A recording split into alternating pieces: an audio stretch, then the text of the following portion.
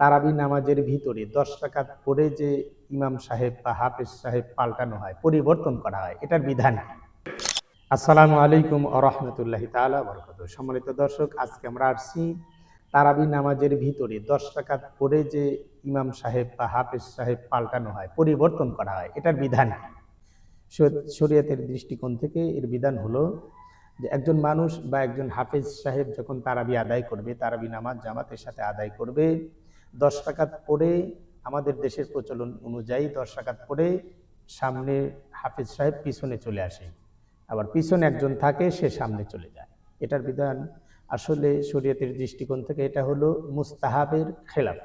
মুস্তাহাবের খেলাফ অর্থাৎ উচিত হলো যখনই আমরা তারাবি আদায় করব, 2 রাকাত 4 রাকাত বা 6 রাকাত 12 রাকাত এই যে নামাজ পড়ে যে আমরা একটা বিরতি নেই, এই বিরতির মাঝখানে হাফেজ সাহেব বা ইমাম সাহেব পাল্টানো বা পরিবর্তন করা উচিত। আর যদি একাধারে শুধু প্রচলন অনুযায়ী 10 রাকাত পরেই আমরা ইমাম পাল্টাই বা পরিবর্তন করি, হাফেজ পরিবর্তন করি, তাহলে সেটা হলো মুস্তাহাবের খেলাফ। দলিল হলো ফতোয়া আলমগীর এবং জাওয়াহিরুল ফতোয়া 1 নম্বর খণ্ড 22 নম্বর পৃষ্ঠা এবং ফতোয়া আলমগীর 1 নম্বর খণ্ড 116 নম্বর পৃষ্ঠা।